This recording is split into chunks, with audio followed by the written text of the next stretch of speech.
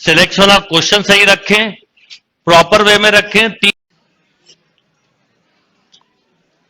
चलिए, अभी पिछली क्लास में मैंने आपसे की थी, कुछ क्वेश्चन छोड़े थे वो पढ़ाया नहीं है।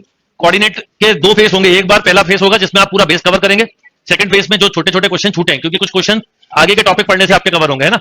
तो अब एक मैंने आपको टीडब्ल्यूपीटी दी थी स्ट्रेट लाइन की, तो आज मैं आपके साथ टीडब्ल्यूपीटी के क्वेश्चन डिस्कस कर रहा हूं, ध्यान से सुनिए और समझिए।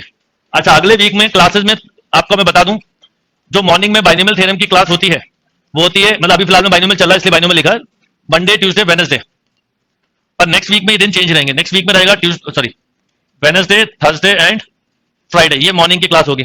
इवनिंग में कोई चेंज नहीं, Monday Tuesday Wednesday same time पे, केवल मॉर्निंग का टाइमिंग में 2 दिन मंडे ट्यूसडे की जगह उसको वेडनेसडे से स्टार्ट करेंगे। तो ये आइडिया इसलिए दे दिया, बता रहे, बाकी तो अपकमिंग क्लास में सब दिख जाएगा, ठीक है, ये ध्यान रखिएगा, बाकी कोई चेंजेस नहीं है।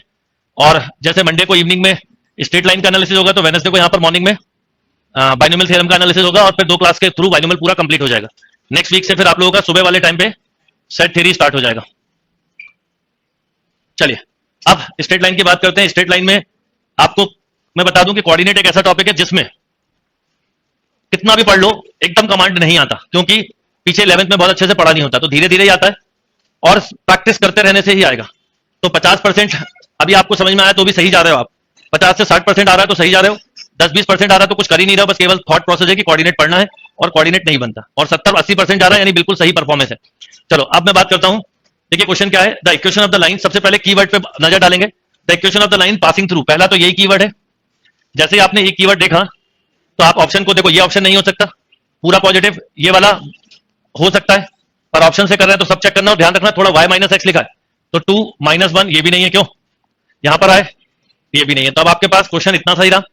बाकी मैं आपको मेथड साथ में बताता चलूंगा, पर कीवर्ड क्या है स्ट्रेट लाइन के वो सीखना है, और कुछ क्वेश्चन केवल और केवल ऑप्शन से ही होंगे। तो यहां का कीवर्ड था passing through and perpendicular to the line, इससे परपेंडिकुलर लाइन की equation x - y = lambda passing through 1 2, तो लैम्डा -1, तो x - y = -1, या ऐसा भी बोल सकते हैं y - x।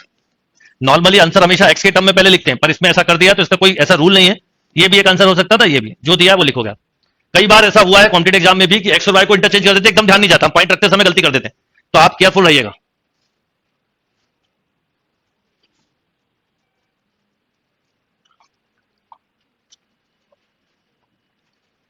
स्पेशली कोऑर्डिनेट में लैंग्वेज में बहुत कंफ्यूजन होता है, और अगर स्पेस और आपका हिंदी मीडियम हो तो वो ये हुआ सोने पे सुहागा वो सुना ना, तो वैसा है। तो अगर आप, तो इंग्लिश वालों को भी कई बार लैंग्वेज में कंफ्यूजन होता है, हिंदी वालों को तो और ज्यादा होता है, पर वो प्रैक्टिस से ही आएगा, बार बार पढ़ना पड़ेगा, क्वेश्चन को आने लगेगा। ये क्लियर क्वेश्चन। अब मैं आपके डाउट हैंडल करता चलूंगा, जो बिल्कुल बेसिक है उनको स्किप करेंगे।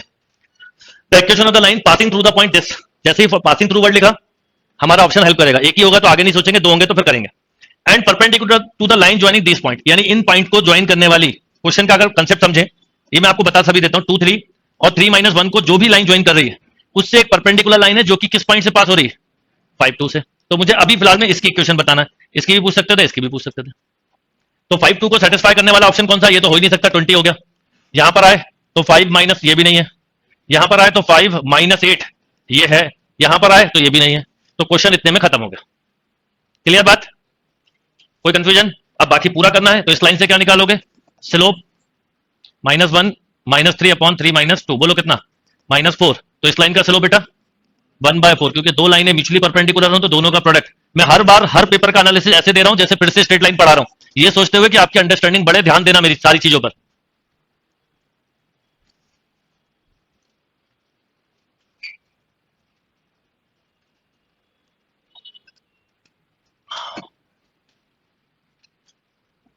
ओके, पर आप है ना, जैसे पेपर जब दिया करो ना, पहली बार में क्वेश्चन सॉल्व करने की कोशिश करो कि कितने कम टाइम में होता है, फिर आपको अभी क्योंकि कंसेप्ट बिल्ड करना है, बाद में इसको पूरा भी करना है मेथड से भी, पर आपको ये कोशिश पहली रखनी है कि हम एकदम से क्या आंसर निकाल सकते हैं वो, और फिर पूरा क्वेश्चन जब भी कोऑर्डिनेट पे कमांड आएगा। चलो नेक्स्ट क्वेश्चन है, the equation of the line whose slope is 3, ठीक है, ध्यान से पढ़ते चलिए। एक ऐसी इक्वेशन जिसका स्लोप क्या है 3, which cut and intercept 3 from positive x axis, मतलब अगर मैं इस तरह की लाइन इंटरसेप्ट फॉर्म में लिखूं तो पॉजिटिव इंटरसेप्ट एक्स का ये होता है, ये है क्वेश्चन। 2 कंडीशन बहुत है, वैसे तो ऑप्शन से हो जाएगा, कैसे, सबसे पहले देखो स्लोप 3 किस किसका, सभी का है, कोई बात नहीं। अब आपको देखना इंटरसेप्ट 3 कौन दे रहा है, तो अगर मैं देखूं तो ए ऑप्शन ही एक ऐसा है जो कि स्लोप को एक्स के वाले को 3 बता रहा है, यस और नो। तो करेक्ट आंसर इज ए। बाकी मेथड से कैसे करोगे वो पूरा समझा दूंगा। तो पहली अप्रोच ये करो, और जो क्वेश्चन प्रैक्टिस बुक से कर रहे हो नहीं बन रहा ना, जैसे मैंने डीपीटी वन में कुछ छोड़े ना, करवाऊंगा सब, आप छोड़ दो उनको, इसमें जो नहीं बने छोड़ दो, बुक में जो नहीं बने छोड़ दो, पहले करते जाओ। जब कुछ करते जाओगे तो धीरे धीरे जो नहीं बन रहा है ना, आप सेकंड थर्ड राउंड में करना देखना बन जाएंगे, बल्कि सर्कल के बाद करना और बन जाएंगे, क्योंकि जैसे ही इसमें थोड़ा आगे बढ़ोगे अंडरस्टैंडिंग बढ़ेगी। इसलिए कोऑर्डिनेट पढ़ने का तरीका बदलना पड़ेगा आपको। आप अड़ गए तो कुछ नहीं होने वाला, कुछ फिर वो उलझ जाओगे। और rotation of axes, shifting of curve, ये तो अभी छोड़ दो फिलहाल में, इसमें उलझने नहीं है। एक तो ये अपने इस तरह के क्वेश्चन बहुत ही रेयर पूछे जाते हैं, फिर भी पढ़ेंगे पर अभी नहीं, पहले एक बार पूरी अच्छे से अंडरस्टैंडिंग बनाओ, फिर shifting of curve, rotation of curve सीख जाओगे। लोकस में दिक्कत जाती है, धीरे धीरे छोड़ते चलो, लोकस के सिंपल करो, फिर धीरे धीरे सिंपल के बाद टफ क्वेश्चन भी हो जाएंगे। ये समझ में आ गया। बाकी क्या करोगे अगर मेथड से करना होता, यही फॉर्म से होता। आपकी इक्वेशन हो गई x upon 3 plus y upon B equal to 1। अब मुझे एक चीज और पता है कि स्लोप 3 है, तो इसकी स्लोप फॉर्म बनाओ, तो क्या होगी, bx plus 3y equal to, बोलो बेटा 3b। स्लोप बोलो क्या होता है, slope minus b by 3, this equal to 3। तो b की वैल्यू बोलो कितनी, माइनस का 9। देखो वही है। अगर आप मेथड पे जाते तो आप इस ढंग से इस क्वेश्चन को पूरा करते। दो अप्रोचेस से अपने आप को डेवलप करना है।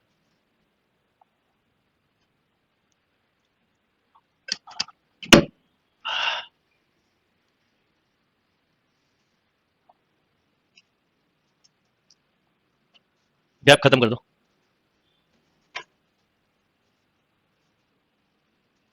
बस नेक्स्ट देखिए क्या है, फिर पढ़ते हैं ध्यान से। The equation of the line which cut off intercept, पहले याद रखिए इंटरसेप्ट फॉर्म ये होती है, ये कहलाता है, मैं पूरा स्ट्रेट लाइन के हिसाब से फिर से पढ़ाने के हिसाब से बता रहा हूं, ये इंटरसेप्ट भी है, और इस फॉर्म की इक्वेशन ये होती है।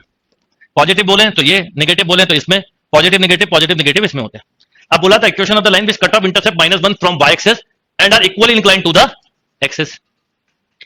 ठीक है, और एक्सिस से कैसी है, इक्वली इंक्लाइंड भी है। और क्या बोला है कि y का इंटरसेप्ट कितना है, -1।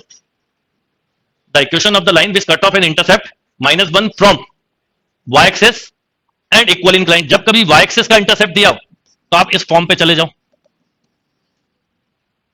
क्योंकि इसमें सीधा y इंटरसेप्ट की बात होती है। तो c मेरे पास कितना है, -1। तो इक्वेशन हो गई y इक्वल टू mx -1। अब आपकी मुश्किल है m कैसे निकलेगा, हमें बोला equal inclined both the axis, तो इसका मतलब इक्वल इंक्लाइंड मतलब theta equal to ±45। Equal inclined का मतलब यही होता है। तो इसका मतलब m की वैल्यू क्या हो गई, +-1। तो आंसर हो गया y इक्वल टू +-x -1। अब देखो कौन सा करेक्ट है। आप इसे ऐसा भी बोल सकते हो, y +1 इक्वल टू +-x। तो y +1 किस किस में, इसमें है, इसमें नहीं है, इसमें नहीं है ना, इसमें भी नहीं है, किसमें, अच्छा एक मिनट, ठीक है, एक बार प्लस माइनस ले लो, ऐसा कर लो, एक बार प्लस ले लो, x-1 एक बार माइनस ले लीजिए। अब बताइए किसमें, सी में। Done. +-45 equal inclined both the axes. क्या हो गया, बता रहा हूं, यही तो आपका सबसे बड़ा डाउट है, जो मैं अभी इसके सही डायग्राम से समझाऊंगा। मैं आपको इसकी इमेज बना के बताता हूं। पहले मैंने इसकी इमेज इसलिए नहीं बनाई कि इक्वल इंक्लाइंड वर्ड जैसे ही आता हमारे दिमाग में ऐसी लाइन आती है, बिल्कुल सही भी है, या तो ऐसी या ऐसी। फिर ये +-45 पे कैसे, पर क्योंकि इंटरसेप्ट बाय दिया है तो ओरिजिन से लाइन नहीं जा रही। तो मैं भी सही डायग्राम बना रहा हूं, पर आपको समझ में आ गया। देखो दो अप्रोच से कोऑर्डिनेट कर पाओगे, नहीं तो नहीं कर पाओगे। एक कि मैं क्वेश्चन की कंडीशन कई बार बिना डायग्राम के लॉजिक से कर लूंगा, फिर मैं लॉजिक पे आऊंगा। कभी कभी क्या होता है, एकदम से आपका डायग्राम क्लिक नहीं करेगा, आपका टाइम चला जाएगा। तो जब भी इक्वल इंक्लाइंड बोले 45, सुनिए कैसे, मैं आपको बताता हूं। इसका सही डायग्राम ये है कि इंटरसेप्ट -1 दिया, यही होगा -1। लाइन ऐसी हो सकती है, लाइन ऐसी हो सकती है। अगर ये इसके साथ 45 बनाएगी तो एक्स के साथ भी कितना, जब भी तो ये 90, देखो 180 हो गया बैलेंस। ये कितना एंगल 45, तो ये भी कितना, ये 90, हमारा बिल्कुल सही जा रहा है। तो एक लाइन ये है, एक लाइन ये जिसकी इक्वेशन बता रहे हो। तो अब एक एंगल को एंटी क्लॉकवाइज, एक को क्लॉकवाइज, ऐसा सोचेंगे। ये जो एंगल है, ये एंगल कितना हो गया 45, ठीक है। अब उसकी डायरेक्शन कौन सी है बताओ, एंटी क्लॉकवाइज, तो +45 हो गया। अब इसकी डायरेक्शन में देखो तो ये क्लॉकवाइज, तो -45 होगा। एंगल एक्स एक्सिस के साथ ही निकलेगा। अब मैं पहले डायग्राम बता के कंफ्यूज करता, इससे पहले मैंने क्वेश्चन समझा फिर डायग्राम बनवाया। तो ऐसा आपको टेक्निक डेवलप करनी पड़ेगी। अभी स्ट्रेट लाइन खत्म नहीं हो रहा है, मंडे को भी स्ट्रेट लाइन के पेपर का एनालिसिस होगा। अच्छा, पेयर ऑफ स्ट्रेट लाइन में बता दूं, सिलेबस से हटा दिया पर इसका बेसिक काम आता है। तो मेरा अगले वीक का प्लान है स्ट्रेट लाइन की प्रैक्टिस प्लस पेयर ऑफ, यानी अगले वीक की 4 क्लास में यही टॉपिक होगा आपका। तो पेयर ऑफ स्ट्रेट लाइन का कंसेप्ट भी सीख लोगे, साथ में स्ट्रेट लाइन की प्रैक्टिस। उसके नेक्स्ट वीक से सर्कल स्टार्ट होगा। सफिशिएंट टाइम है कोऑर्डिनेट के स्ट्रेट लाइन की प्रैक्टिस के लिए।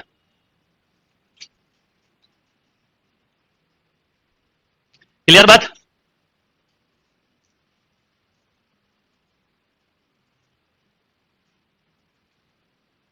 कोई कंफ्यूजन। और अब इसके दो तरीके हो सकते हैं, इन्हीं लाइनों के बारे में बात कर रहे हैं। अगर मैं इन्हीं लाइन की बात करूं तो इसको ऐसे भी बोल सकता हूं मैं 135, नहीं बोल सकता? तो एक एंगल क्या हो गया 45 और एक एंगल बोलो आप ऐसा ले लो 135 की वैल्यू -1। अगर आप इसको एंटी क्लॉकवाइज में यूं मेजर करोगे तो ऐसे, यस और नो? आप इसको ऐसे मेजर करोगे ये -45 डिग्री होगा, 10 -45 -1। तो आप लाइन सही डायग्राम बना लोगे तो आपको एंगल पर एंगल हमेशा किसके साथ निकालते हैं? एक्स एक्सिस के साथ ही बताते हैं। पर जब भी इक्वल इंक्लाइंड बोले तो आप या तो +-45 लें या 45 और क्या 135 लें। ये दो लॉजिक होते हैं इक्वल इंक्लाइंड के। ओके, तो पहले तो आपने इंटरसेप्ट फॉर्म से ये समझा कि y = mx + c में c बोलो कितना दिया था -1, थीटा 45 135, या एक बच्चा ले लेगा +-45, बोथ आर राइट, या -45 +45 है ना, ऐसे अलग अलग ले सकते हो आप, या केवल माइनस यही लेंगे, कॉम्बिनेशन लेंगे मतलब +-1। और उसको इस वाले डायग्राम की जगह इससे समझना ज्यादा आसान होता है। कई बार मेरे समझाने का तरीका जैसे इक्वल इंक्लाइन, देखो ये लाइन हो गई, कितना एंगल बना रही है बोलो बेटा 45 डिग्री, या फिर लाइन ये हो गई कितना एंगल बना रही है। अब मैं इसको +45 इसको -45 बोला, अब कोई बच्चा इधर से मेजर करे तो कितना हो गया 135, क्या दिक्कत है, दोनों एंगल का सम 180 होना चाहिए था। तो अब इसमें कई लोग उलझ जाते हैं कि क्या लें, तो आप तो plus equal inclined word use हो देन यूज +-45। आ गया लॉजिक समझ में? और जिस कंसेप्ट से ये डायग्राम बना है उसी कंसेप्ट से अगला बना है, बस उसमें इस लाइन को मैंने यू शिफ्ट कर दिया, इस लाइन को उठा के, इतना ही तो हुआ है। लाइन कैसी अभी भी इसके क्या है पैरेलल है, देखो ध्यान से, ये इसके पैरेलल है, ये इसके पैरेलल, खत्म। और पैरेलल लाइन के बीच का एंगल क्या होता है, सेम होता है। क्लियर? ये सब डिस्कशन के पर्पस हैं कि आपको मैं समझा पाऊं। देखिए फिर समझना, पहले बताइए लाइन इक्वल इंक्लाइंड यही होगी, एक लाइन ये हो गई, एक ही हो गई, कोई कंफ्यूजन? अब मैं बोल रहा हूं लाइन -1 का इंटरसेप्ट बना रही है, तो मैंने इसके ठीक इसके पैरेलल ये लाइन ले ली, ये -1, और ठीक इसके पैरेलल ये ले ली, तो जो एंगल इन लाइन का था पहले वही तो एंगल इन लाइन का। क्या कंफ्यूजन है? Ideas clear? तो ये 10 तरीके से समझाने का पर्पस ये है कि आपके दिमाग में रहे इक्वल इंक्लाइंड मतलब क्या। चलिए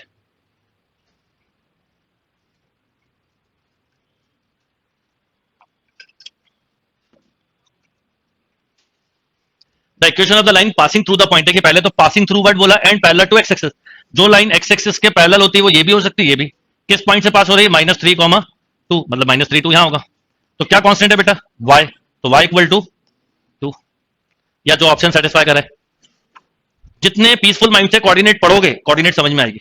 10 क्वेश्चन में 2 नहीं बनेंगे, ये आज बता रहा हूं, उनको छोड़ो, जब 8 पे कमांड आएगा ऐसे 10 10 10 50 करने के बाद 10 क्वेश्चन नहीं बने, फिर जब 10 करोगे तो 5 और बन जाएंगे, फिर जाके वो 5 की चिंता करनी है, और वो फिर अगले 50 से बनेंगे। ये कोऑर्डिनेट ऐसे ही पढ़ोगे, कैलकुलस जैसा नहीं है, ये ट्रिग्नोमेट्री और कैलकुलस अलग चीज होती है, कोऑर्डिनेट एकदम अलग है। क्लियर ये टॉपिक, ये क्वेश्चन क्लियर? चलो नेक्स्ट। अब देखो ऑप्शन भी यही सेटिस्फाई कर रहा है ना, करने को तो ये भी कर रहा है, पर अब हमें क्या क्लियर रखना है पैरेलल टू। अब यही क्वेश्चन में पैरेलल टू y एक्सिस बोला होता तो ये हो जाती लाइन, तो x = तो x + 3 = 0 हो जाता। अब ये क्वेश्चन है the distance between the lines. कल हमने पढ़ा था अगर दो लाइनें पैरेलल हैं तो उनका डिस्टेंस कांस्टेंट का डिफरेंस, बट x और y के कोएफिशिएंट सेम, तो इसमें 2 का मल्टीप्लाई किया तो ये हो गया 18, 18 - 15 3/10। डन?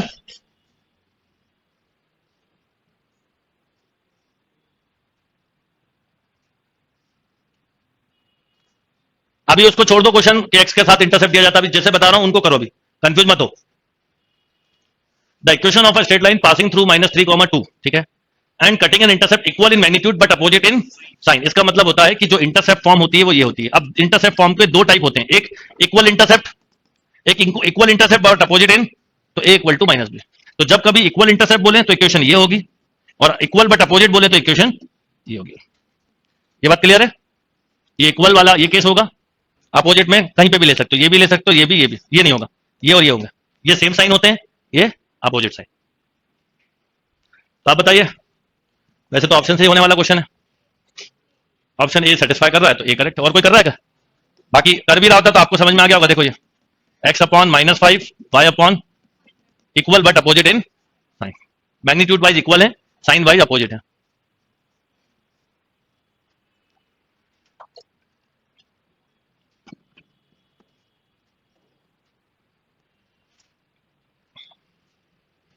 ओके, 6 क्वेश्चन बेटा, पैरेलल लाइन के बीच का डिस्टेंस है, इसमें 2 का मल्टीप्लाई करिए, या तो आप कल की क्लास में एब्सेंट रहे होंगे। Distance between parallel line C1 - C2 upon, चलिए नेक्स्ट। द लाइन ये फैमिली ऑफ लाइन का पार्ट है वैसे, पर आपसे बन जाएगा। The line will be parallel to Y axis. पहले तो ये बताइए इसमें एक्स क्या है, 3 + 2 लैम्डा, वाई क्या है -1 -3 lambda plus 5 - 4 lambda equal to 0। ये स्ट्रेट लाइन है।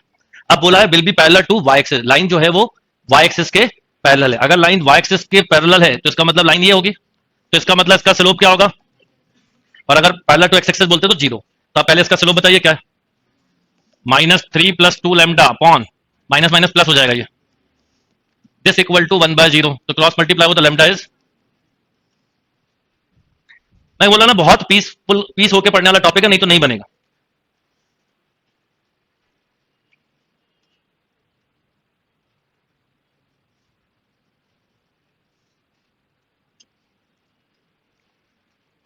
कोई भी एक टॉपिक भी छोड़ना नहीं है। जब मैं इतनी मेहनत से पढ़ा रहा हूं, कोई टॉपिक किसी वजह से छूट गया, आपके पास सब वीडियो रिकॉर्डेड देख लो, सब कर लो, पर हर टॉपिक करना है।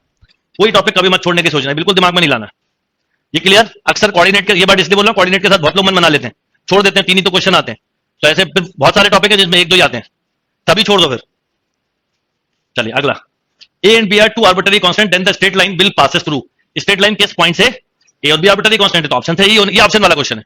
अब ऑप्शन रखो, आपको रिजल्ट 0 मिलना चाहिए। देखो कौन सा दे रहा है, ए दे रहा है, तो ठीक है। अब आपने मान लो एक्स की -1 रखा, तो ये मिलेगा -a + 2b, बोलो -2a - 6b 3a + 4b। देखो 2a से -2a क्या होगा, सही तो लिखा है, और ये माइनस है, 3a से कैंसिल, ये 4b 2b 6b से 6b कैंसिल, तो this is the right answer.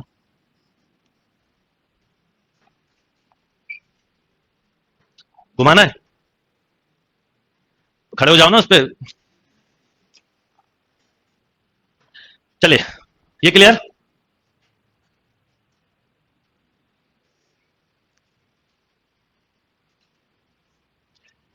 The symmetric in curve. अब इस तरह के क्वेश्चन के लिए आपको या तो कर्व का डायग्राम पता हो, ठीक है, या आपको कर्व ट्रेस करना आता हो। तो वैसे इसके कर्व का मैं बताता हूं। सिमेट्रिक का फंडा क्या होता है, जैसे अगर मान लो y = x है तो इस तरह की लाइन बनती है, ये x और y के साथ सिमेट्री है। y² = 4ax हो, अगर y की पावर इवन हो तो कर्व x के अबाउट सिमेट्री होता है। सिमेट्री मतलब इक्वल पार्ट। अगर x की पावर इवन हो तो y के अबाउट सिमेट्रिक होता है, ठीक। अगर एक्स वाई दोनों की पावर इवन हो, फॉर एग्जांपल सर्कल, तो कर्व ऑल कोऑर्डिनेट के अबाउट सिमेट्रिक होता है। क्लियर? अगर क्यूब हो तो कर्व y = x लाइन के अबाउट सिमेट्रिक होता है, क्योंकि इसका कर्व कुछ इस तरह से बनता है।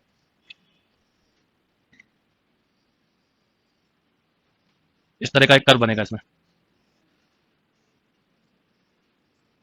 तो ये लाइन जो है ऐसी जाती है y = x। तो आप कैसे बनेगा, तो आपको वही मैंने बोला, तो ये क्वेश्चन मान लो नहीं बनता, लीव कर दीजिए, या फिर कर्व का आप स्केच याद रखना पड़ेगा। तो अभी इसका आंसर याद रखिएगा, this is the right answer. आप देखिए इस क्वेश्चन में बोला है line are concurrent then the value of A B, no A B C किस में होंगे ये पूछा है भाई। ये है A 2 1, ये है B 3 1, ये है C 4 1, दिस शुड बी 0। क्या रहा रिजल्ट, AP, तो ठीक है AP।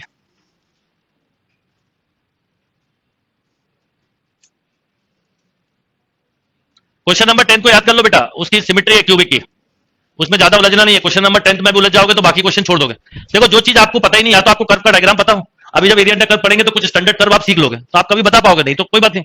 ये क्वेश्चन आपके लिए मुश्किल वाला होगा तो सबके लिए होगा। चलिए नेक्स्ट, अब आपको बताना the point equi distance from the line this and this, ठीक है। ऐसी कौन सी, मतलब इस लाइन से इस लाइन पर कोई पॉइंट है, the point equi distance from the line this and this. आप क्या बोला, सी ओरिजिन से देखो डिस्टेंस, पहली लाइन का निकालोगे तो 10/5 2, दूसरी लाइन का निकालोगे तो 26/13 2, इसका निकालोगे तो 50 by, yes this is the right answer. ये 3 लाइनें हैं जो कैसी भी हैं, उन लाइनों का, उन लाइन पर एक कोई पर्टिकुलर पॉइंट है जिससे आपको डिस्टेंस देखना है, और वो कैसा हो, वो कैसा हो, इक्वल हो। ऐसा मान लो ये एक पॉइंट है ए, जिसका कि ये एक लाइन है, इससे आपने डिस्टेंस निकाला, एक लाइन यहां है जिससे डिस्टेंस निकाला, मान लो एक लाइन यहां है, इससे डिस्टेंस निकाला। हर केस में डिस्टेंस क्या आ रहा चाहिए, सेम। तो आपने देखा कि 0 0 से सभी का आ रहा है, तो बस यही आंसर हो गया। यहां बोलो, ऐसे बना लो रफ डायग्राम। अब आप इसके सही डायग्राम में मत उलझ जाना, ये कैसे होगा क्या होगा, ये आपका काम नहीं है। ये भी मत बोलना सर आपने तो पैरेलल ले ली, पैरेलल ले ली, कुछ नहीं, मैं जनरल डायग्राम बनाया।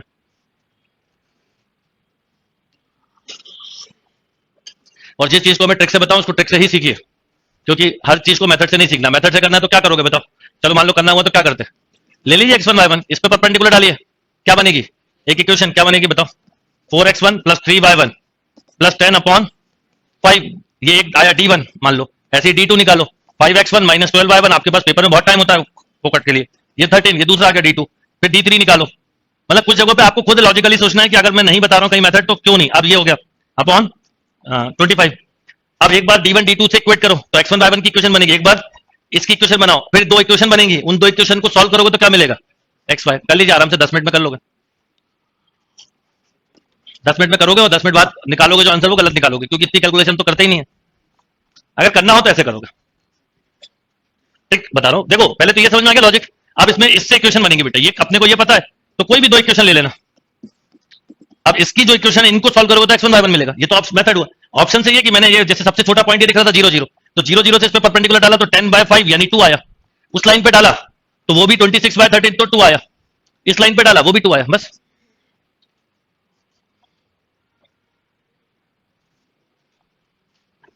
ओके, धीरे धीरे इस टॉपिक पर अंडरस्टैंडिंग बन जाएगी। क्वेश्चन तो आपका एग्जाम का एक भी नहीं छूटने दूंगा कोऑर्डिनेट का, कोऑर्डिनेट नहीं किसी भी टॉपिक का, अनलेस एंड अनटिल आप अपने दिमाग को कोई नेगेटिव बातें ना बताएं। Next, 3 lines are concurrent then. अब लाइन कॉन्करेंट है तो obviously L plus M plus N क्या होगा? जब भी कॉन्करेंट होंगी। अब बोलोगे कैसे? तीनों को जोड़ दो, जोड़ो तीनों को, तो x कॉमन तो L plus M plus N, y common बोलो, और अब ये कॉमन हो गया तो अगर ये 0 होगा तो सेटिस्फाई। या दूसरा तरीका, कॉन्करेंट बोला L M N M N L बोलो, N L, this should be 0, इन तीनों को ऐड कर दो तो एक फैक्टर मिल गया कि नहीं? दिस इंटू दिस 0, तो आएगा दिस 0 और दिस 0। हमें तो एक आंसर देना था। और लॉजिक से देखें तो इसमें बताओ एक बात कि पूरी तीनों लाइनें सिमेट्री फॉर्म में, तो अगर मान लो ये आंसर करेक्ट है तो ये भी करेक्ट होगा, ये भी, तो 3 हो नहीं सकते, इसलिए आपके पास बचा एक। सिमेट्री कई जगह पे बहुत काम आती है। 12 का ट्रिक कुछ नहीं है, ऑप्शन से करा बेटा उसको।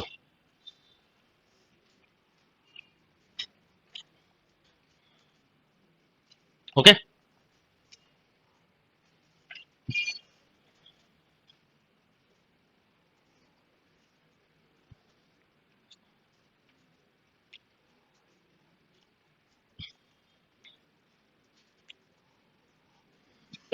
Next, the triangle form by the line. ये 3 लाइनें दी हैं, ये आज कर चुके हैं। ये 3 लाइनें दी हैं, मुझे याद है, इसको मैंने लिखा था y equal to minus X, 3x plus y equal to 4 और x प्लस, स्लोप से भी निकाल सकते हैं। इसका स्लोप है -1/3, इसका है -1 और इसका बोलो -3। एक बात पक्की है, राइट एंगल कभी नहीं होगा, और आइसोसेलेस को इक्विलेटर के लिए 60 होना चाहिए, वो भी कभी नहीं होगा, क्योंकि √3 कहीं पे, तो अब आपके पास बचा। और वैसे भी इसके और इसके टर्म देखो तो ऑलमोस्ट सेम जैसे ही है, आप निकालो इसका इसके साथ एंगल, इसका इसके साथ सेम आएगा। यस और नो? अभी करो, समझो भी, करो भी।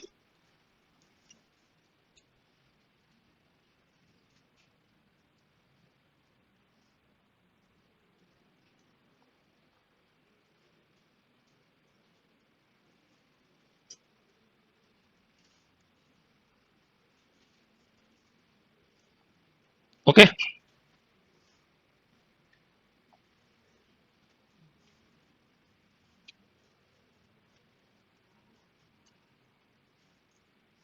Clear? The angle between the straight line, पहली लाइन का स्लोप 1/√3 और दूसरी लाइन का स्लोप माइनस, दोनों का प्रोडक्ट 90 डिग्री, मतलब m1 m2 -1, सॉरी। अगर आपको दिख रहा है m1 m2 -1 है तो 90, और अगर नहीं होता तो √3 के केस में मैं किस आंसर पे जाता? वो बाकी चीजें, पर अभी तो बाई चांस प्रोडक्ट -1 है ना। कोई भी चीज को जो समझो मेरे से, उसका अंडरस्टैंडिंग भी होना चाहिए कि मैंने अगर बोला √3 टाइप आ रहा है तो 30-60 होगा, but depend on questions, logics, ये सब चीजें, मतलब ऐसा नहीं कि एकदम उल्टा पुल्टा कुछ समझा नहीं और कुछ भी करने लगे, वो गलत होता है। क्लियर बात? Next, u equal to a1x plus b1y plus c1 equal to 0, b equal to a2x plus b2y plus c2 equal to 0, and a1 by a2 b1 by b2 c1 by c2। Line कब होती है? जब line क्या हो? Same हो, यानी दोनों लाइनें क्या होंगी? सेम। जब कोइंसाइड करेंगी जब ना, तो एक ही लाइन हुई ना, दो लाइन तो नहीं है ये, तो एक ही लाइन हुई तो फैमिली ऑफ कॉन्करेंट लाइन तो नहीं होगा, तो कॉन्करेंट मतलब ये होता है। और 3 दी नहीं थी तो इसकी बात खत्म हो गई। पैरेलल भी नहीं है तो ये भी खत्म। तो इसमें यू भी जीरो ले सकते हैं और बी भी जीरो ले सकते हैं, क्योंकि सेम लाइन है, तीन लाइनें नहीं है, एक ही लाइन है। उसको के टाइम मल्टीप्लाई करके बनाते हैं, उसका मतलब ये होता है के भी मतलब इसमें बी के का मल्टीप्लाई कर दो तो ये बन जाएगी, इसमें कर दो तो ये बन जाएगी। जनरल याद रखने वाली चीज है। जैसे इसी में एक अगला क्वेश्चन इसी तरह का होगा, देखो ये नॉट इक्वल टू, तो लाइन कैसी है, तो आपको आंसर दिया होगा यहाँ पे फैमिली ऑफ पैरेलल है, तो वो याद रखना वो सेम लाइन है, तो ये दो लाइनें लिखने की जरूरत नहीं है, कोई एक लाइन भी लिखोगे तो बात एक ही है।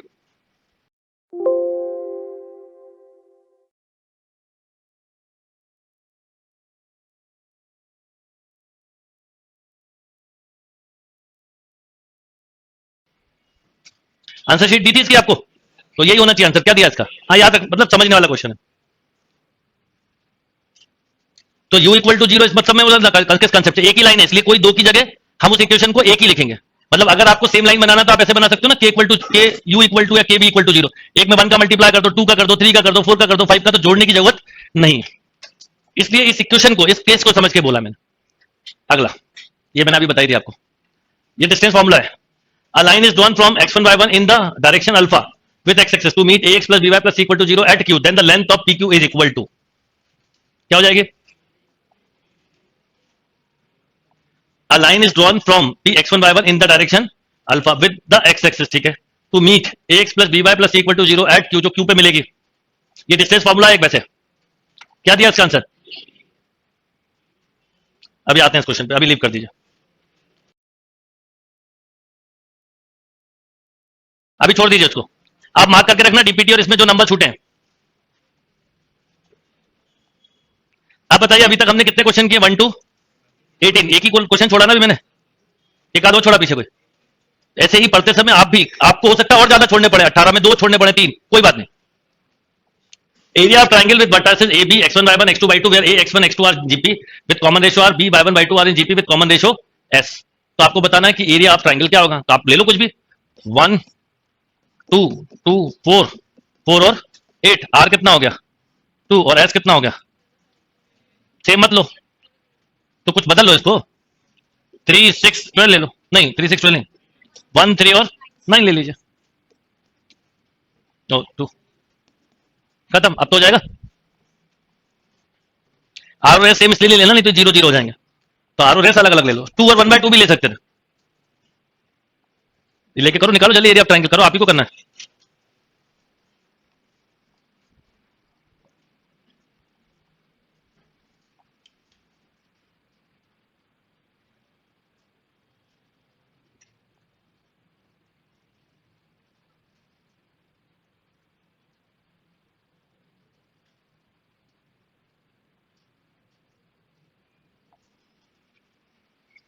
क्या रसी, अब देखो इसका अगर मैं एरिया ऑफ ट्रायंगल निकालूं वो तो 1 सेकंड में निकाल लूंगा, x1 माइनस x2 माइनस, तो -2 माइनस 6, ये आ गया 1/2 6 - 4, यानी 1 आ रहा है। क्यों?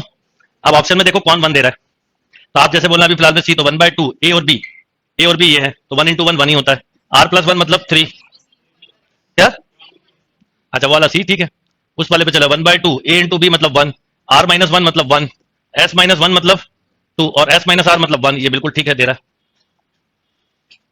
क्लियर? इससे करना है तो थोड़ा फिर उलझ भी सकते हो सकता है। ये मिक्स क्वेश्चन है, कनेक्टेड है ना, कोऑर्डिनेट में किसका कनेक्शन है, एपीजीपी का। इंटर कनेक्शन के क्वेश्चन आप देखना कभी भी सबसे ज्यादा जेई के एग्जाम से मिलते हैं। इंटर कनेक्शन मतलब क्वेश्चन कर रहे हो कोऑर्डिनेट का, लग रहा है अलजेब्रा का कंसेप्ट, ट्रिग्नोमेट्री का, तो ये जेई में इस तरह के क्वेश्चन की प्रोबेबिलिटी ज्यादा होती है। डन।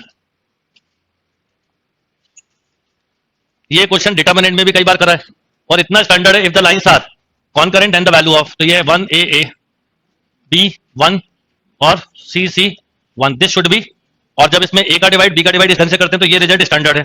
कितना आता है बोलो, ये याद कर लीजिए आप, ये डिटरमिनेंट में भी इस तरह का क्वेश्चन आया हुआ है।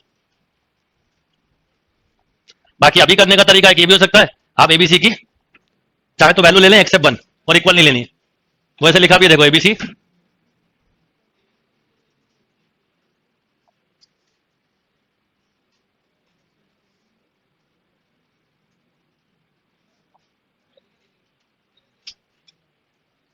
2 3 4 ले लो। अरे स्टैंडर्ड है, इसका प्रूफ मैंने डिटरमिनेंट में बताया, इसमें डिवाइड करना पड़ेगा, कॉमन लेके इस फॉर्म में बनाना पड़ता है, इतनी जल्दी नहीं होगा डिटरमिनेंट से भी, तो आप इसको ध्यान रखोगे तो ज्यादा अच्छा है। वैल्यू लेके करना, ट्राई नहीं हो रहा तो मुझे बताना, कल देखेंगे। अभी सोचते हैं, अभी तो ये इतना कर लो आप, क्योंकि कुछ इंपॉर्टेंट चीज, चलो A B C B in AP then A x plus B Y plus equal to zero represent a single line, a family of parallel lines, a family of concurrent lines, family of parallel lines नहीं होंगी भाई। ABC AP में दिया है तो आप ABC की value क्या ले सकते हो बोलो? वन मान लो, ए की वन, बी की टू और सी की थ्री ली मान लो, तो क्या आ जाएगा?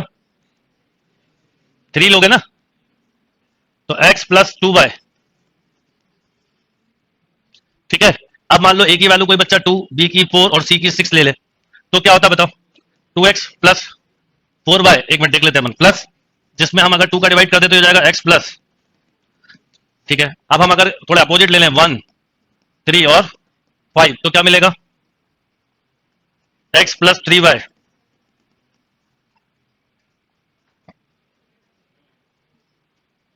सब अलग अलग हो रही हैं, क्या दिया इसका आंसर? हाँ, किसका? देखो आप कुछ भी ले लो, हाँ डिटरमिनेंट तो जीरो आ जाएगा, और लाइन अलग अलग भी हो सकती है, लाइन अलग अलग भी हो सकती है ना, तो क्या क्या हो सकता है बताओ?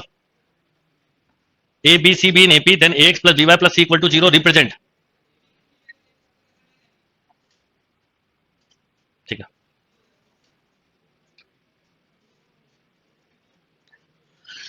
ठीक है, अब सुनो मेरी बात। आपने मान लो ये ली होती लाइन, तो ये हो गया वन टू थ्री, मान लो ये लिया होता तो वन थ्री और कुछ और ले लो, थ्री थ्री सिक्स और नाइन, नहीं ऐसा कुछ ले लो जिसका कॉमन डिफरेंस अलग हो, फाइव ले लो मान लो, तो वन सिक्स और 11 होगा। तो ये भी रख के देख लो, देखना क्या आ रहा है डिटरमिनेंट, जीरो आ रहा है, तो इसका मतलब लाइंस आर कॉन्करेंट। और अब ये फिगर भी याद रखना,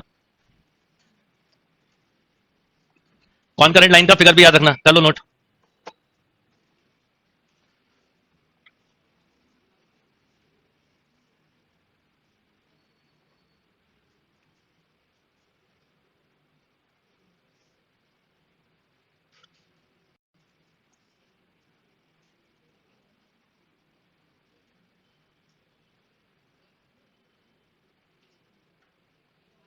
आ रहा है, बस ठीक है, concurrent line.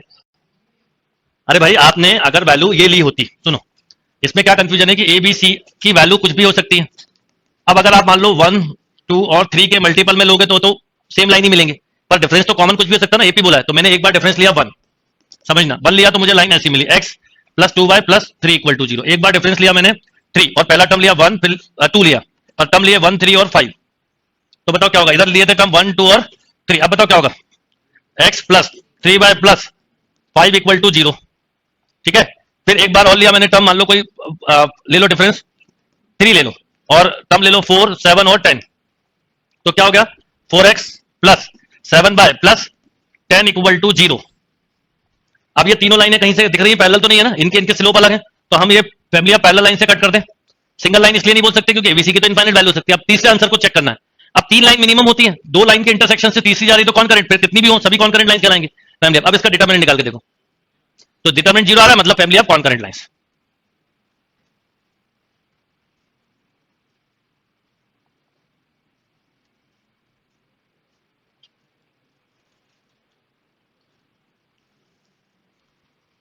Is that clear? कुछ भी ले सकते हो आप, तीन मिनिमम कॉन्करेंट के लिए तीन लाइन चाहिए, तीन हो गए, अब इसके बाद चार भी हो सकती है, पांच भी। अब इतने में आपको आंसर मिल गया।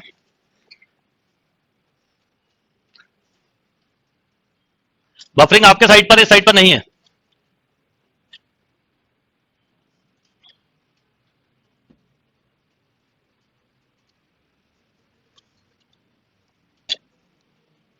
ठीक, और दो लाइन के, दो लाइन फैमिली ऑफ लाइन की इक्वेशन ये भी होती है, जब दो इक्वेशन पढ़ोगे आप, A x plus B Y plus C equal to zero, मान लो पहली लाइन दी है, दूसरी दी है A two x plus B two Y plus C two equal to zero. अब मैं आपको एक बताता हूं तरीका, सुनिए, ये है फैमिली ऑफ लाइन का concept.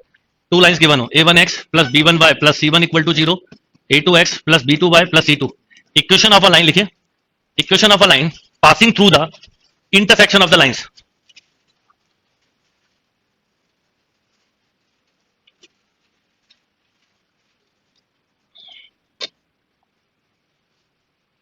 Equation of a line passing through the intersection of the line one and two, इसको वन और टू दे दो।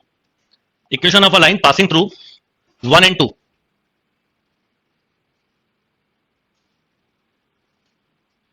क्या होती है बताइए?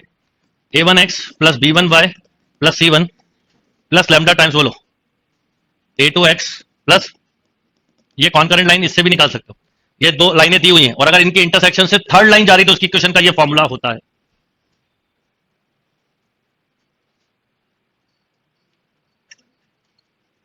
ठीक, अब आपको एबीसी किस में दिए हैं? एपी में। तो हम कोई भी तीन टर्म ले सकते हैं, जैसे ए को ए ही रहने दो, बी को क्या ले सकते हैं? ए प्लस डी, और सी को क्या ले सकते हैं? ए प्लस 2d। तो मैं ऐसे ही लिख सकता हूं इक्वेशन, ए एक्स प्लस बोलो a plus d into y plus बोलो कितना? A plus 2d equal to 0। चाहो तो इसको अलग अलग, अब इसको क्या लिख सकते हो आप? एक ए अलग कॉमन ले लो तो बोलो कितना? X plus Y plus 1 plus, अब बी कॉमन ले लो तो क्या क्या बचेगा बोलो? Y plus 2 this equal to 0। एक तरह से किसकी इक्वेशन हो गई? दो लाइन के इंटरसेक्शन से पास होने वाली लाइन की इक्वेशन। तो कॉन्करेंट लाइन का कंसेप्ट आ गया। अब हमने ए को ए लिया है, हम चाहते तो इसको पहले टर्म को ए प्लस डी मान लो, ए प्लस 2d मान लो, ए प्लस 3d, तो एक्स का टर्म भी आ जाएगा। ठीक है, ये कॉन्करेंट लाइन निकालने का तरीका होता है। वैसे third line, equation of a line passing through the intersection of the lines. कई बार आपको क्वेश्चन होता है, मैं लिख रहा हूं, लिखो क्वेश्चन, इससे आपको एकदम क्लियर हो जाएगी जो चीज मैं समझाना चाह रहा हूं।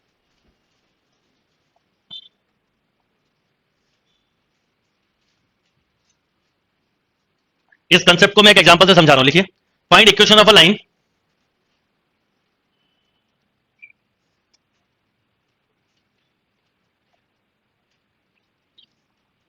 find equation of a line passing through 2, 3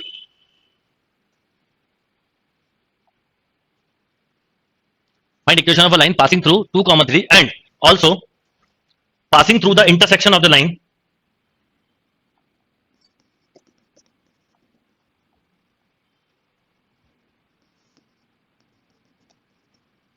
and also passing through the intersection of the lines 2x minus y plus 3 equal to 0, 3x minus 2y plus 5 equal to 0। आपको इससे पूरा कंसेप्ट इस क्वेश्चन का क्लियर होगा। Find equation of a line passing through 2, 3 and also passing through the intersection of the line. इसको ऐसा भी लिखा होगा क्वेश्चन में, ऐसा भी आ सकता है, find equation of the line passing through intersection of the line and also passing through. Find मतलब क्वेश्चन क्लियर है। एक ऐसी लाइन की क्वेश्चन बताइए जो इन दोनों के इंटरसेक्शन से और साथ में कहां से? 2, 3 से बताते हैं। एक तरह से देखें तो आप कॉन्करेंट का ही कंसेप्ट है पूरा। करिए,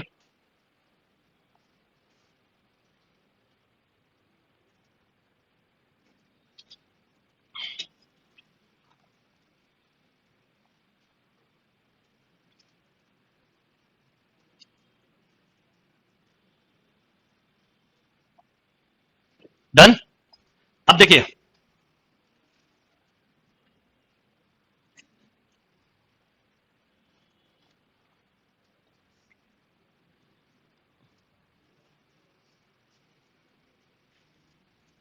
हो सकता है इसका आंसर आपको ये दिया हो, सी और बी। क्या दिया इसका आंसर? एक ही दिया, एक ही दिया, दो दिए? उस एक का रीजन मैं बता रहा हूं क्यों। ठीक है, बी पे जा सकते हैं। अब सुनो पहले, अब मैं इस क्वेश्चन को कैसे सॉल्व करूंगा? पहला मेथड मेरे पास, पहला तरीका कि मैं इन दोनों का इंटरसेक्शन पॉइंट निकालूं। निकालना आसान है, इसमें 2 का मल्टीप्लाई कर दो, इसमें करा मैंने, है ना, ध्यान रखना। तो बताओ कितना? ये cancel, 7x plus 11 equal to 0। X कितना आ गया बेटा? ठीक, 11 बाय माइनस 11 बाय 7 और वाई हाँ माइनस 1/7। तो आपको दोनों लाइन का पॉइंट ऑफ इंटरसेक्शन मिल गया, minus 11/7 minus 1/7 also passing through 2, 3। Right, तो आप मुझे बताइए इससे इक्वेशन क्या मिलेगी? बोलो y माइनस 3 इक्वल टू, सही लिखा है? ये सही लिखा है? एलसीएम 7 कैंसिल हो जाएगा, तो y माइनस 3 इक्वल टू बोलो minus 22 upon minus 14 minus 20 x minus 2 minus cancel 25 by, अब मैंने मेंटली दिया इसलिए sir, minus 75 equal to 22x minus 44। सबको एक तरफ ले जाओ, 22x minus 25y plus 30 equal to 0। यही आई? ठीक है, कुछ कैंसिल होगा? देखो हमारा आंसर सही है कि नहीं? 44 प्लस 30 सही है। अब एक तरीका तो ये हो गया। अब देखिए इसको मैं फैमिली ऑफ कॉन्करेंट के कंसेप्ट से करता हूं, उससे आप समझ पाओगे कि इसका आंसर हम कॉन्करेंट ही क्यों दे रहे हैं, पैरेलल क्यों नहीं दे रहे। क्योंकि पैरेलल एक स्पेशल केस है। पैरेलल मतलब तो सेम लाइन हो गई, डी की वैल्यू 1 2 मतलब कॉमन डिफरेंस को सेम रख, आप समझिएगा। मान लो मैं इसको ऐसे नहीं करता, तो अनदर मेथड क्या होता है मेरा? मैंने अभी बताया, इन दोनों के इंटरसेक्शन से जा रही है, simple, 2x minus Y plus 3 plus lambda times of, बताइए क्या यही लिखते हैं? यस और नो? अब मुझे बताइए कि आप ऑल्सो पासिंग थ्रू सेटिस्फाई करेगा? रखो 2 3, तो 4 - 3 + 3, ये सही लिखा? ठीक है, प्लस लेमडा इंटू 6 + 6 प्लस, ठीक है, तो ये cancel, 4 equal to 4 plus 17 lambda equal to 0, lambda equal to -4 ये आया। अब -4/17 लेमडा की जगह रखिए, तो 2x minus y plus 3 -4/17 into 3x plus 2y plus 5 equal to 0, right? करिए मल्टीप्लाई, बोलो माइनस। अब ये क्वेश्चन इतनी देर डिस्कस कर रहे हैं, इसका मतलब एग्जाम में है तो डायरेक्ट लिखना, सॉल्व नहीं करना है। Plus 51 equal to -12x -8y -20। अब पूरी अरेंज करिए, इक्वल टू नहीं, इक्वल टू नहीं, -12x -8y minus equal to 0, बोलो 34 - 12 22x माइनस का 25x, हाँ वाई, और ये बोलो यही आया था पिछला, यही था ना आंसर? देखिए अब बताइए मुझे, जिसको इस फॉर्म में लिख रहे हो, हमने इस फॉर्म का अभी पढ़ा ना, इसके इंटरसेक्शन इस पॉइंट से, तो आपस में ये लाइन और ये लाइन क्या है? ये तीनों लाइन क्या है? कौन करंट? तो अगर हम इसको एपी बोलना है तो ए प्लस डी, ए प्लस 2 डी से क्या निकल रहा है? कौन करंट, ये उसका फंडामेंटल लॉजिक। इसलिए कई लोग सोचेंगे तीनों आंसर हो सकते हैं, वो इसलिए बोल सकते हो आप, अगर आपने डी मान लो 2 ले लिया और इवन टर्म बनाए तो वो सब लाइनें पैरेलल जैसी पैरेलल नहीं दिखती, वो कोइंसिडेंट हो जाती है, फिर वो तो सेम ही लाइन हो जाती है। आपने कॉमन डिफरेंस अलग लिया तो क्लियर होगा, और इसका तो कोई मतलब ही नहीं, एबीसी की इनफाइनाइट वैल्यू तो सिंगल लाइन कैसे देंगे हम? ये समझ में आया? इसलिए इतनी मेहनत की। पर अब आपको एक चीज सीखनी है, जिन क्वेश्चन पे मैं आज सबसे ज्यादा टाइम दे रहा हूं, एक्चुअल में वो एग्जाम में करने वाले नहीं है। इधर आंसर याद हो, नहीं तो लीव क्वेश्चन, नहीं तो आप उलझ जाओगे। कोऑर्डिनेट ऐसा टॉपिक है जिसमें सबसे ज्यादा टाइम लगता है पेपर में। ये 50 क्वेश्चन के लिए किसी के लिए 2 घंटे भी कम है, अगर आपने लॉजिकल तरीके से नहीं की तो 3 3 4 4 घंटे में होगी शीट। इसलिए समझदारी से पढ़ना पड़ेगा कोऑर्डिनेट।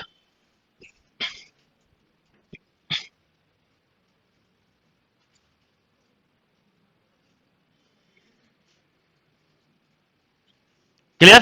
तो आंसर है, जो भी इस फॉर्म में लिख पाए हम जिस इक्वेशन को, उसका कंसेप्ट ही कॉन्करेंट होता है, क्योंकि इन दो के इंटरसेक्शन से बात कर रहे होते हैं। तीसरी कंडीशन दी हुई होती है पेपर में। डन? चलिए, अब मैंने इनसाइड आउटसाइड का आपको कंसेप्ट बताया नहीं, बता देता हूं। अभी मैं थ्योरी लिखवाऊंगा जब बता दूंगा, पहले थोड़ा सा स्टैंडर्ड। ए बी की वैल्यू ले सकते हो, और ये L X plus M Y क्यों दिया? ठीक है, अभी पॉइंट वाला छोड़ दीजिए। चलिए, अगले वीक में जो आज क्वेश्चन छूटे हैं वो करवाऊंगा।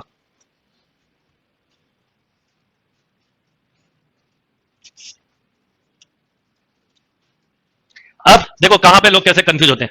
अब देखिए मैं बता देता हूं, क्वेश्चन नंबर 8 में क्या लिखा है, वर्ड क्या लिखा बताइए? कहीं लिखा तीसरी लाइन पास हो रही है, कुछ बोला है? भाई कुछ बोला होता तो हम बोलते कौन करेगा। अभी क्या बोला है? विल बी, ये लाइन, केवल ये लाइन पैरेलल टू, तो बताना है। तो आप अब इसका आंसर कौन करेंट हो जाए, इसका डिटरमिनेंट नहीं लिखा है, तो ऐसे उल्टे सीधे कंसेप्ट में बहुत गड़बड़ होती है। कंपेयर करना है पर गलत कंपेयर नहीं करना। चलो अभी इस क्वेश्चन को मैंने छोड़ा, देखते हैं इसमें ये एलेक्स वाला आंसर का तो कोई मतलब ही नहीं है। यहाँ पर ए बी तो ठीक है, तो इस पर भी थोड़ी देर में आते हैं। The median AD and BD of a triangle with vertices this is mutually perpendicular, ठीक है, ये हो जाएगा ए बी एंड सी। अब बोला था median AD and B of the triangle with vertices, a के वर्टेक्स क्या है? 0 बी, बी के बोलो, और इसके मतलब एक राइट ट्रायंगल है भाई, ये सी हो गया ए 0, ये बेटा कितना है 0 बी, इसको ए बोला गया है और इसको बी बोल दिया ओरिजिन को, तो राइट ट्रायंगल नहीं बन रहा है। अब बोला है द मीडियन एडी, एडी ये हो गई एडी, एंड बीई ये हो गई बी, आपस में क्या है, तो कौन सा रिलेशन करेक्ट होगा?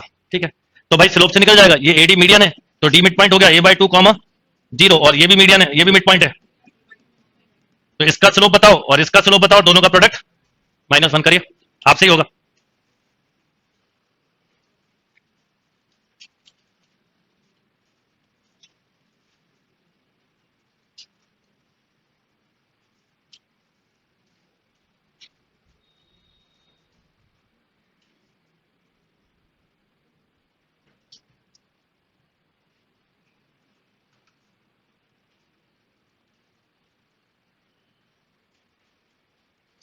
तो इस लाइन का स्लोप बोलना क्या आ रहा है? ये तो -b/a आएगा, नहीं माइनस तो कर b/a, और इसका बोलना -b/2b/a, और दोनों का प्रोडक्ट करा तो 2b² इक्वल टू a², तो √2b इक्वल टू a है कहीं, a इक्वल टू √2b।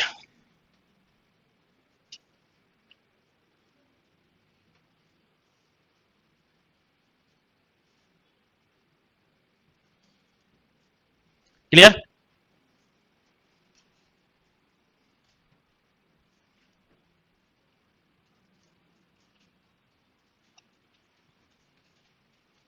समझ में आया? अलग डायग्राम बना लो, थोड़ा इसमें क्लियरिटी नहीं है। ए 0 B, जिसको कभी B 0 0 एंड C A 0, एक मीडियन ये है, मीडियन मतलब मिड पॉइंट, तो A/2, 0, एक मीडियन बोला BE इसका मिड पॉइंट, तो A/2, B/2। अब इन दो पॉइंट से AD से इसका स्लोप निकलेगा M1 और BE इन दो पॉइंट से M2, और क्योंकि बोला गया M1 M2 इक्वल टू क्या, -1। क्या अब दो में से कोई क्यों, क्या? हाँ, ये दोनों हो सकते हैं ना भाई, A इक्वल टू आ रहा है रूट प्लस माइनस √2B, तो दोनों करेक्ट आंसर है। अरे तो अभी करेक्ट कर लो ना, सॉल्व करने पे क्या आया, BOD ना, तो BOD करेक्ट करो।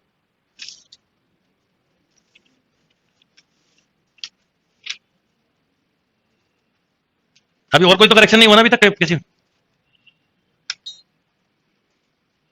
Okay move. The locus of the point of intersection of the lines alpha, देखो यहां पे कभी भी ऐसा लिखा अल्फा इज वेरिएबल, मतलब आपको अल्फा को एलिमिनेट करना है, तो x cos alpha plus y sin alpha equal to कितना, a, x sin alpha minus y cos alpha equal to, बेटा अगर इसको स्क्वायर करके जोड़ दोगे तो ये मिलेगा x स्क्वायर, ये y square equal two plus 2ab minus 2ab से, तो कहीं है कभी भी इस तरह का लोकस में कोई थर्ड वेरिएबल ब्रैकेट में लिखा lambda is variable, C is variable, theta is variable, मतलब उसको एलिमिनेट करना है।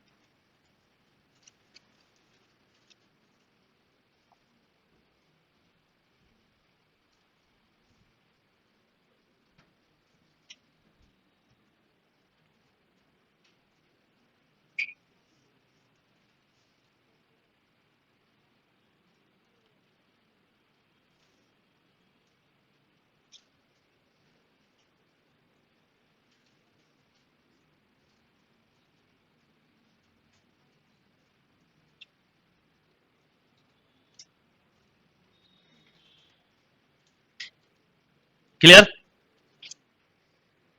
Next, if a variable line drawn through the point of intersection of this and this meet the coordinate axis a and b, then the locus of the midpoint of ab। इस तरह के question को करने का तरीका ये कि आपको अल्फा और बीटा की कोई वैल्यू ले लेना चाहिए, ठीक है? इस तरह का क्वेश्चन और भी आपको शायद है, देखो आप क्वेश्चन नंबर 31 देखिए, देखो ऐसे ही x plus 2y equal to 1, अपन इसको करेंगे और इसके वैल्यू को वहां पे यूज करेंगे। देखो दूसरी लाइन क्या है, ऐसे ही है ना, ये a b है तो ये b है, बिल्कुल सेम है। If a variable line passing through the point of intersection of the line and meet the coordinate axis a and b, then the locus of mid point of ab। ये question, और आप इस question को ध्यान से देखिए, पढ़िए, even वो भी करने में टाइम लगेगा, पर फिर भी उससे करके इसको आप अंडरस्टैंड करेंगे, ठीक है? तो अभी उसको बताऊंगा, फिर इस पे आते हैं। अभी 31 है ना वो, तो चलो, ये बोला है द एरिया इनक्लोज। अब देखिए मॉड कभी भी लगा हो तो इसका मतलब है ऐसी ऐसी चार इक्वेशन बनेंगे,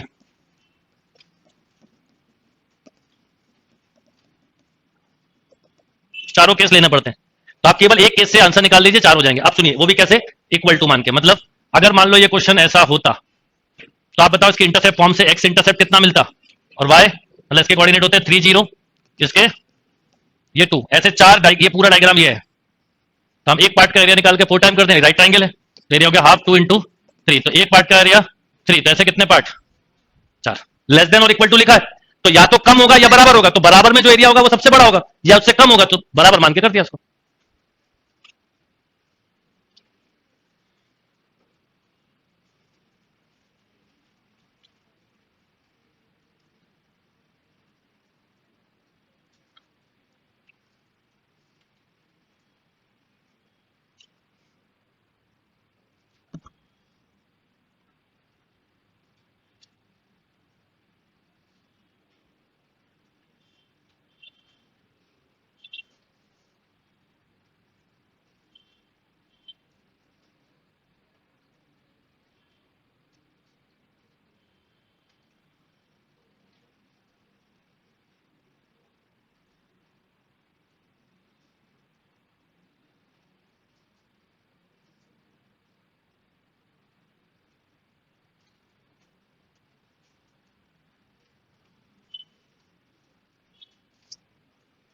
डन, चलिए नेक्स्ट।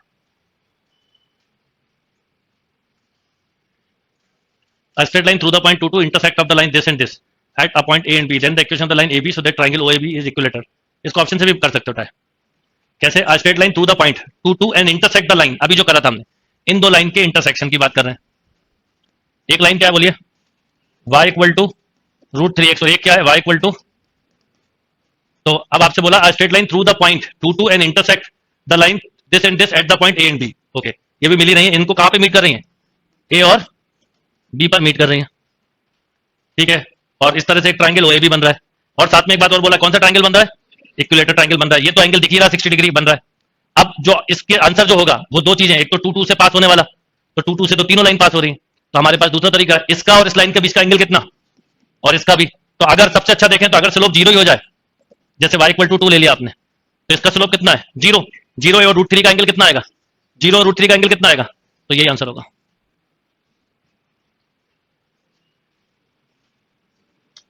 हाँ बता रहा हूं फिर से, मैं तो कह रहा हूं ये शीट कम से कम 3 बार करना आप, जो छोड़े हुए उन क्वेश्चन के बिना, जब कमांड एकदम आएगा ही नहीं, टाइम लगेगा।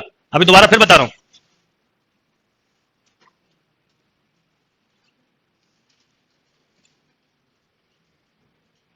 देखिए फिर समझिए। ऐसी दो लाइन है बेटा, एक है y इक्वल टू √3x, एक है y इक्वल टू -√3x, यही दिया ना। ये दो लाइनें हैं तो ऑब्वियसली तो दिख ही रही है, ओरिजिन से जा रही है, तो ये जा रही है ऐसी लाइनें। एक की इक्वेशन है y इक्वल टू -√3x, एक की y इक्वल टू √3x। आप में से कोई बच्चा इन दोनों के बीच का एंगल निकाले भी तो बताओ m1 कितना है? √3, m2 कितना है? देखो tan थीटा क्या होता है? m1 माइनस m2 अपॉन, अगर मैं इन दोनों को रखूं तो ऊपर आएगा 2√3 बाय 1 माइनस 3, तो कितना? √3 बाय 2, 2√3 बाय 2, ये कैंसिल, तो बचा कितना? निगेटिव लेना, √3, तो कितना एंगल हो गया इन दो लाइन के बीच में? अब एक ऐसी लाइन जो कि किस पॉइंट से पास हो रही है? 2 2 से, और एक लाइन को, इसको एक पर कट कर रही है, इसको किस पर? बी पर। तो मुझे ये बताना है कि ए बी लाइन की इक्वेशन क्या होगी जबकि ओ ए बी क्या बना रहे हो? एक इक्विलेटरल ट्रायंगल बना रहे हो। मैं मेथड से तो करवा ही सकता हूं, कल एक फॉर्मूला लिखवाया था, याद है? y minus y1 equal to m plus minus tan alpha upon 1 minus plus m tan alpha, याद है? पर उसके बिना भी हम कर सकते हैं, कैसे? कि मैंने एक चीज समझी कि ये √3 है, ये √3 है, ये एंगल भी मुझे कितना चाहिए, और ये भी। तो आप बताओ सबसे अच्छा, अगर ये √3 ऑलरेडी है तो एक स्लोप 0 हो जाए इसमें, तो क्या बचेगा? m ही बचेगा ना। तो बस अब इसी लाइन का स्लोप 0 है बाई चांस, नहीं तो मैं इससे करता, इसका तो 1/0 है, ये तो खत्म ही हो गई बात। इसका कितना है? -1, -1 के साथ निकालोगे तो 60 आएगा नहीं, तो आंसर हो गया। जितना मटेरियल दे रहा हूं, जिस ढंग से मैं सॉल्व करवा रहा हूं, बार बार करो, जब जाके कोऑर्डिनेट पे कमांड आएगा और मैं बहुत ज्यादा स्लो चल रहा हूं, ये बात दिमाग में रख लेना आप।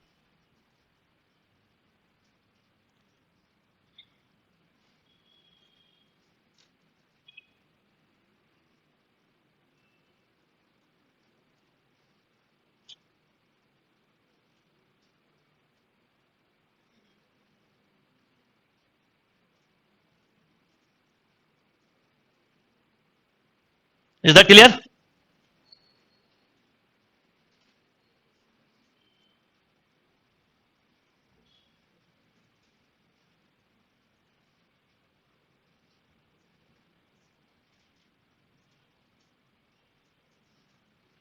ओ बी द ओरिजिन px1, ये तो कोसाइन फार्मूला है, ये तो कोसाइन फार्मूला लिखा है। ओ B the origin p1 p2 भी 2 पॉइंट, ठीक है। देखो वो ओरिजिन है, ये एक पॉइंट p1 है, ये मान लो क्या है? p2 है। p1 के कोऑर्डिनेट x1 y1, इसके कोऑर्डिनेट, ठीक है ना? यही बोला है ना, ठीक है।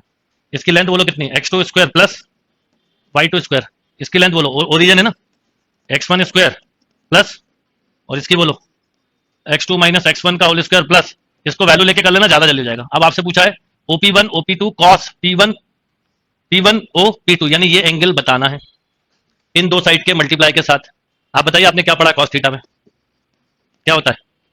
अगर मैं इसको थीटा मान लूं तो आप इस साइड का स्क्वायर यानी x1 square plus plus x2 square plus minus opposite side का स्क्वायर, कोसाइन फॉर्मूला याद है कि नहीं?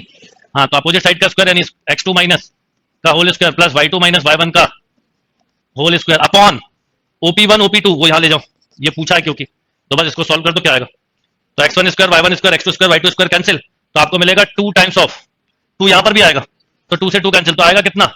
x1 x2 प्लस x2 नहीं x1 x2 plus y1 d daily. दिखने में ऐसा था कि बहुत ही बड़ा जाएगा, पर पूरा कॉन्सेप्ट कोसाइन फॉर्मूले पे बेस्ड है।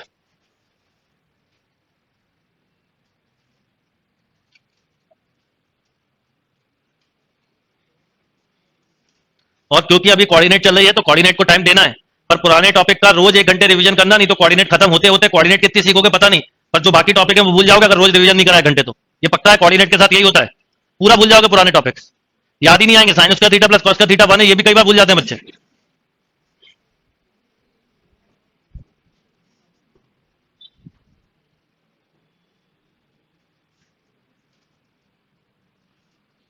अब इस क्वेश्चन को फिर बता रहा हूं, एक बार नोट कर लो, फिर बता रहा हूं समझाने के लिए, क्योंकि ये x1 x2 में थोड़ा उलझ रहा है तो उसको शॉर्ट करता हूं मैं।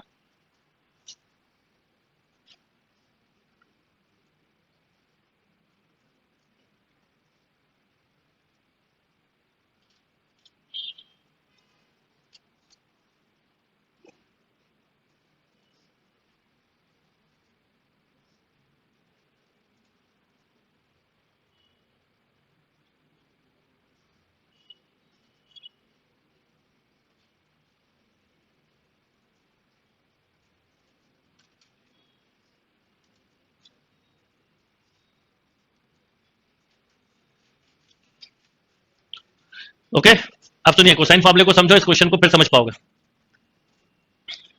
मान लो आपको एक ट्राइंगल दिया है, ट्राइंगल दिया ए बी सी, इस साइड को हम ए बोलते हैं, अब ए के एंगल वाली साइड को ए, बी के वाली को बी और सी को। अगर मान लो मुझे ए निकालना है तो कॉस ए का फॉर्मूला ये होता है क्या, सपोर्टिंग साइड स्क्वायर, जो मैंने हमेशा याद करवाया, अपोजिट साइड का स्क्वायर माइनस में अपॉन 2bc। ये 2bc का क्रॉस मल्टीप्लाई भी कर सकते हैं, 2bc cos a equal to बोलो B square plus C square minus A square. अब मेरी मर्जी है कि मुझे एबीसी नहीं लिखना है, तो मैं क्या लिखता है इस फॉर्मूले को बता सकते हो, cos a equal to ac का स्क्वायर प्लस ab का स्क्वायर माइनस bc का square upon 2ab into 2ac।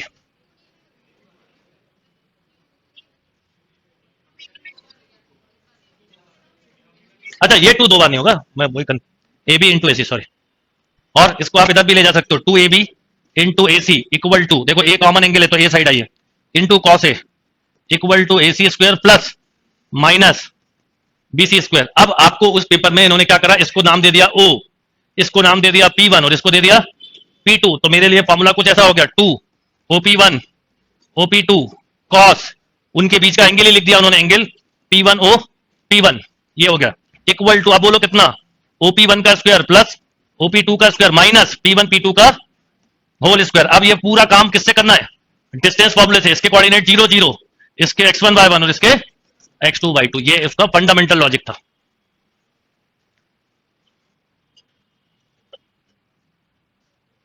तो जब आप ये वैल्यू रखते हो यहां पर, तो ये डिस्टेंस फॉर्मूले से ये निकलता सीधा सीधा x1 स्क्वायर प्लस ये निकलता x2 स्क्वायर प्लस, और ये डिस्टेंस में 2 पॉइंट, ये यहां रखोगे, सॉल्व करोगे, बस 2 से 2 कैंसिल हो जाता है, वो ध्यान रखना था। Done.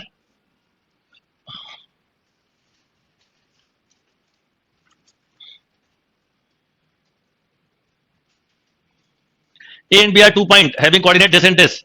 P is a point such that PA equal to PB and area of triangle PAB 10 square unit, 10 the coordinate of P। अब इसको ऑप्शन से भी कर सकते हो और मेथड से भी कर सकते हो। अगर ऑप्शन से करना है तो ऐसा पॉइंट लेना है, ए और बी तो पता ही है क्या है, 3 4, और ये ए मान लो, ये बी और ये पी है। वैसे तो मेथड से करोगे तो 2 इक्वेशन बनेंगे, किससे और किससे, पर आप इसकी जगह क्या करो, ऑप्शन से पॉइंट लेके देखो, जिसका एरिया 10 मिल रहा है वो करेक्ट है। मान लो 7 4 रख के देखा, सबसे पहले कॉमन तो कुछ है ही नहीं, 7 4 से आ रहा है तो खत्म। अब 7 2 रख के देखिए, तो इस पे रुक जाओ, अगर 7 2 पे आ रहा है तो फिर इसको चेक करो ही मत, क्योंकि 7 2 कहीं और नहीं है। पर मेथड से करते तो एक बेटा इक्वेशन इससे बनती है, एक्स वाई मानते आप, और एक equation P equal to PB, मतलब पी स्क्वायर इक्वल टू, ये 2 इक्वेशन से एक्स और वाई पूरा निकलता है। और 2 आंसर इसलिए आ रहे हैं कि पॉइंट ऊपर भी हो सकता है और कोऑर्डिनेट है। जब भी कोई चीज डिस्टेंस और एरिया गिवन है तो प्लस माइनस लेना, अकॉर्डिंग टू मेथड कम से कम 5 मिनट ले लेगा। Go for option, area triangle निकालना आपने बहुत सिंपल सीखा है, वही यूज करिए।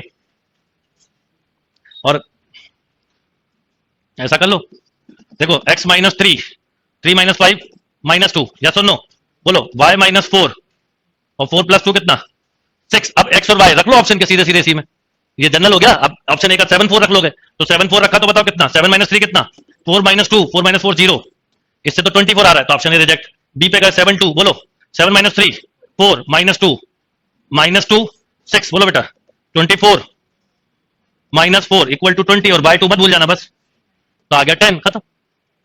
बाकी तो एक्स वाई की इक्वेशन ऐसे बनती है, किधर एक उससे ऑप्शन रखना, मतलब कैसे रखना वो क्लियर होना चाहिए। क्लियर?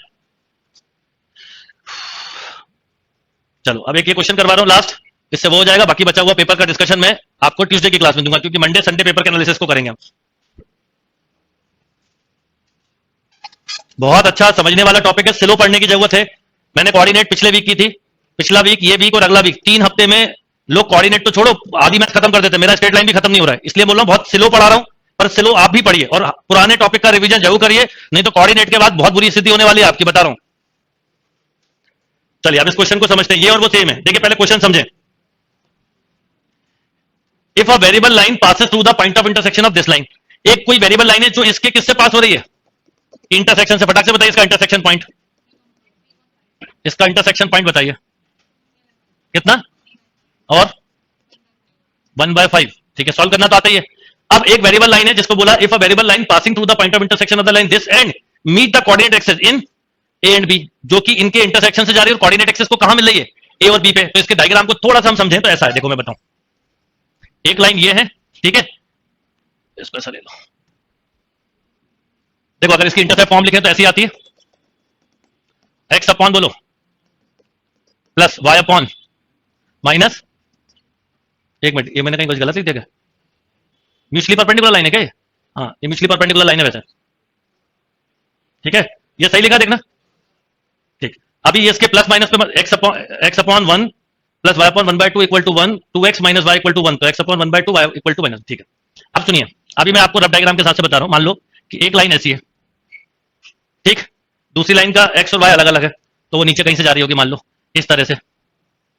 अब एक ऐसी वेरिएबल लाइन बताना है जो इनकी इंटरसेक्शन से पास हो रही हो और कोऑर्डिनेट एक्सिस को कहां मीट करती है, ए और बी पे। ध्यान रखना जिसकी इक्वेशन निकालना है वो इन दोनों के इंटरसेक्शन से जा रही है और साथ में कोऑर्डिनेट एक्सिस को ए और बी पे मीट कर रही है।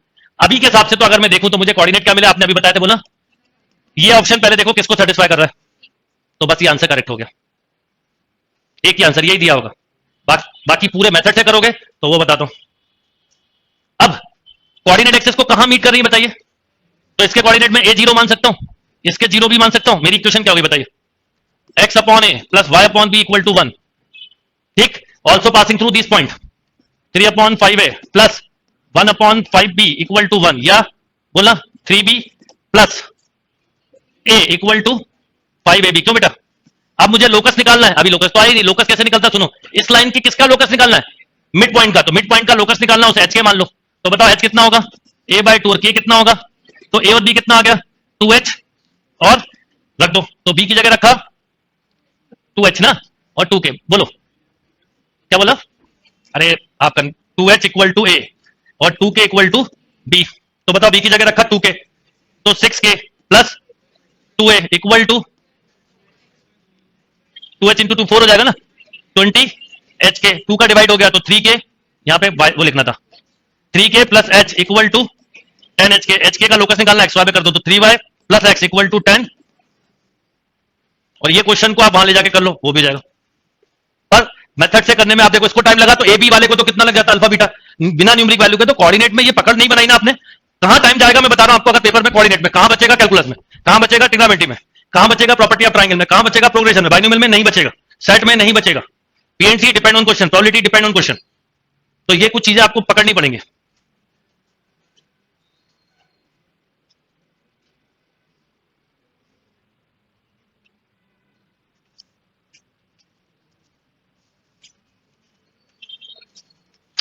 कोऑर्डिनेट कई लोगों के साथ होता है, मैं तो इतने सालों से पढ़ा रहा हूं, बहुत लोगों को बिल्कुल नहीं आती थी, पर वो सीखे, पर टाइम देना पड़ेगा, और हम बिल्कुल आराम से अभी 1 महीना देने वाले हैं। इसलिए आप एक एक जो मटेरियल दे रहे हो उसी की प्रैक्टिस बुक से करो, जो नहीं बनता उसको छोड़ के आगे बढ़ो। सभी पे एकदम मत पिलो कि भैया अभी करके निकलना है, करते जाओ और 2 घंटे पुराने टॉपिक रिवीजन जरूर करते रहना। डन। चलो अब आप लोग संडे टेस्ट की तैयारी करेंगे, कल मेरी कोई क्लास नहीं होगी, और ट्राई करिए कि संडे टेस्ट में फिर से वो गलती ना करें जो पहले कर रहे हैं। सिलेक्शन ऑफ क्वेश्चन सही रखें, प्रॉपर वे में रखें। 3 टेस्ट होंगे 22 के, मॉक, कोऑर्डिनेट और बाइनोमियल, और 23 के 2 टेस्ट होंगे, बाइनोमियल और कोऑर्डिनेट। पुराने टॉपिक को टाइम दो, टाइम निकालना पड़ेगा। भोपाल आना तो बेटा उसके लिए आप मुझसे अलग से बात करना।